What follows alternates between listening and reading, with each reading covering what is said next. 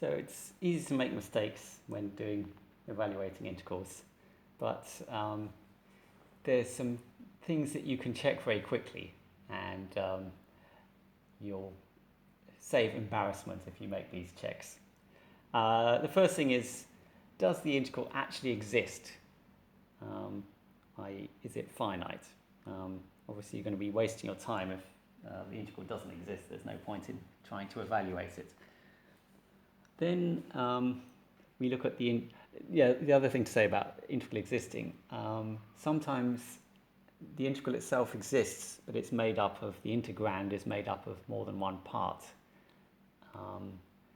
And you might be tempted to split the integral into two bits, but then those two separate bits maybe don't exist, they don't converge. So you do have to watch out for that as well. Okay, so going on to the integrand itself, particularly when dealing with complex variables, it's possibly easy to make a slip somewhere and end up with an unexpected complex answer to your integral, which should be real. So obviously, if your integrand is real, then you expect to get a real answer to the integral. If the integrand is always positive, your answer should be positive, and so on.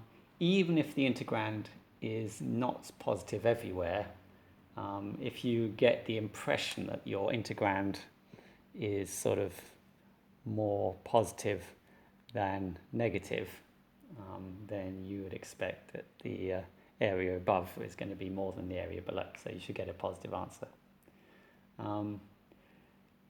Parts of your integrand might be even and odd. If you're integrating, say, from minus infinity to plus infinity, or symmetrical limits like that, then always look out for any odd parts of the integrand, because obviously they're going to be zero when you integrate from minus infinity to plus infinity. Now, symmetrical with respect to parameters. Well, what do we mean by that? Well, for example, if I were to write down this integral,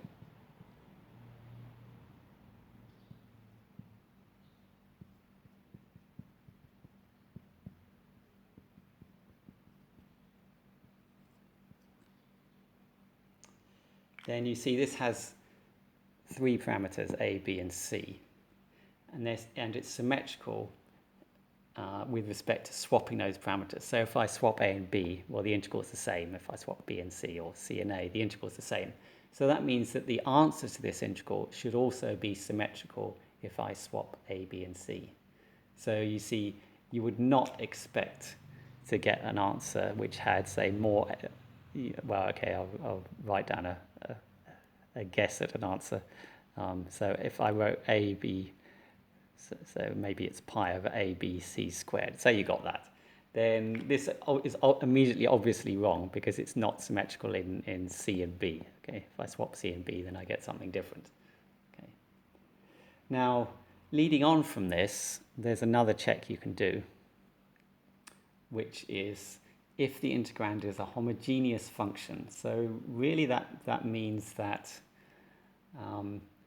it's dimensionally consistent. If I say that a is in meters and x is in meters, then this is a dimensionally consistent expression, in that I can work out what the dimension dimension in terms of sort of physical quantities.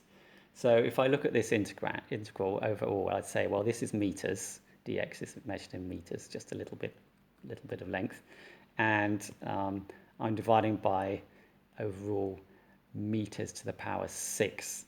So I would expect to get an answer which is meters divided by meters to the power 6. So I expect to get an answer which has dimensions of meters to the minus 5. So if I got an answer like this, I would know it's wrong, because this only has dimensions of meters to the minus 3. Okay, so if I were going to guess an answer, and I don't recommend you doing this, but a possible answer just based on dimensions would be if I somehow get meters to the power 5 on the bottom. So maybe I could do it by doing this I don't actually know what the answer is to this question. But you see, this would be, sorry, I forgot to put limits here. This would be what would look like a possible answer because it's symmetrical in A, B, and C, and the dimensions are correct. So if I got that, I would believe it, probably. But if I got that, I certainly wouldn't believe it.